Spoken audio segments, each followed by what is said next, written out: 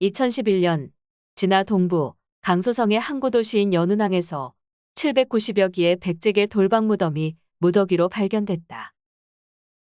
이 유적은 남경박물원과 연운항 중전문물 보호연구소가 발굴해오다가 우리나라의 충남대 백제연구소팀이 합류해 공동으로 조사를 하게 되었다.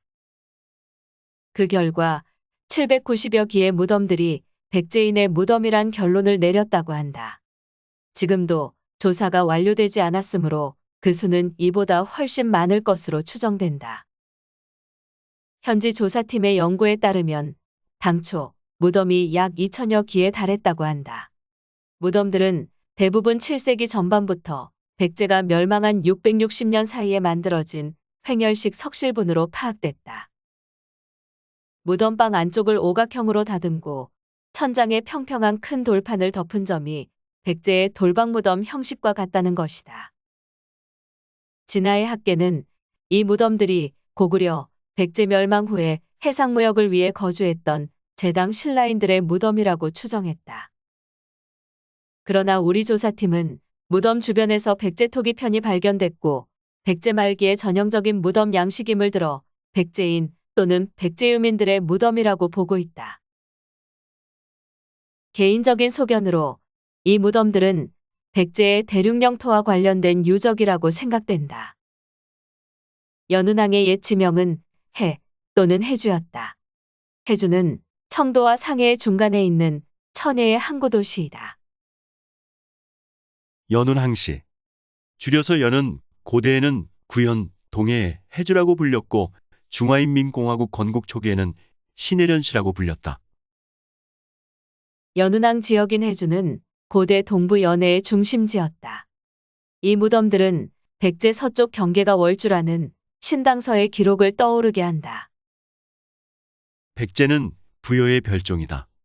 경사에서 동쪽으로 6천리인데 영, 빈, 해의 양지발은 땅에 위치하고 있다. 서쪽은 월주, 남쪽은 외, 북쪽은 고구려와 경계를 이루고 있으니 모두 바다를 건너야 이룰 수 있으며 그 나라의 동쪽은 신라이다. 왕은 동서 두 개의 성에 산다. 국사편찬위원회는 이 기록에 대해 육천리 남짓한 바닷가 양지 쪽에 위치해 있다라고 해석했다. 그러나 만약 영과 빈, 해를 대륙에 있던 지명으로 본다면 해석은 180도 달라진다. 진화의 여러 고지도는 영과 빈, 해가 대륙에 있던 지명임을 증명하고 있다.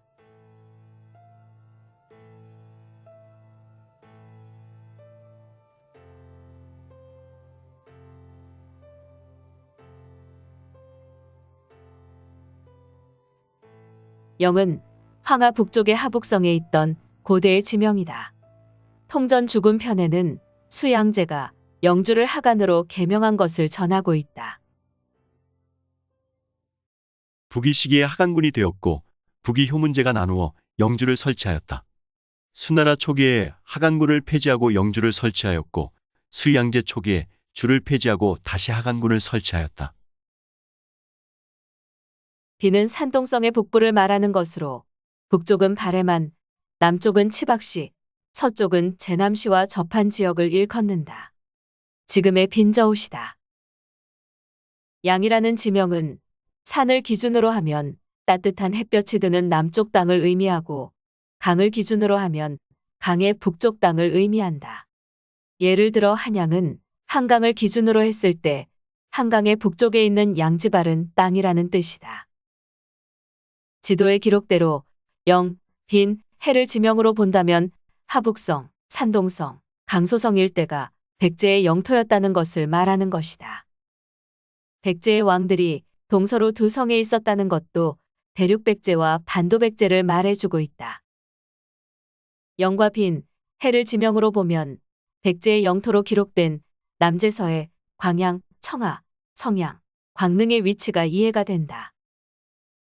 백제의 동성왕은 북위와의 전쟁 후에 공로를 세운 장군들을 광양태수, 청하태수, 성양태수, 광릉태수로 봉하고 남제의 사신을 보내 사후 추인을 받는다.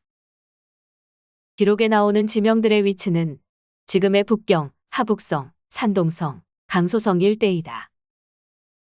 광양태수는 북경 인근이었다.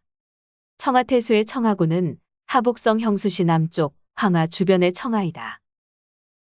성양태수의 성양은 산동성 산동반도 남동해안 청도시에 있었다. 광능태수의 광능군은 산동성 아래 회하 남쪽 회계산 유역이다.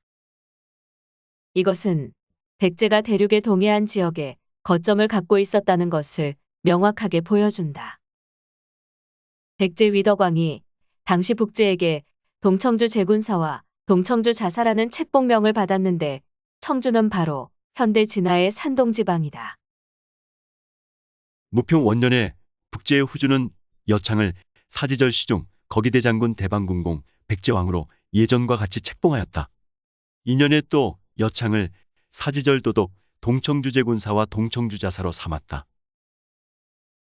이것은 곧 북제가 위덕왕을 백제의 왕으로 인정한 뒤 거기에 더하여 동청주 제군사와 동청주 자사의 직함을 다시 내려주었다는 말이 된다. 산동반도에 대한 백제의 지배권을 인정하고 있었음을 시사하는 것이다. 진화의 역사학자 허광회는 그에 져서 동이 원류사에서 부여의 기원과 변천을 설명하며 부여의 후예인 백제가 산동성 일대의 기원을 두고 있다고 주장했다. 부여는 바로 구이의 하나였던 부유의 후예인데 산동 일대에 살다가 북쪽으로 올라간 한갈래는 북부여가 되고 동쪽으로 옮겨간 한갈래는 동부여가 되었으며 한반도로 건너간 한갈래가 백제가 되었다는 것이다. 허광회는 백제의 국호인 제를 산동성의 하천인 제수에서 유래한 것으로 보았다. 부여의 한갈래인 백제가 옛 산동성 제수로부터 유래했던 근원을 잊지 않기 위해 나라 이름을 백제라고 했을 가능성이 있다는 것이다. 삼국사에는 최치원이 당나라 태사시중에게 보낸 편지를 인용하여 다음과 같이 기록되어 있다. 고구려와 백제는 전성기의 강병이 100만으로 남으로 월을 침입하였고 북으로는 유주, 연, 제, 노를 흔들어 중국의 커다란 우환이 되었습니다.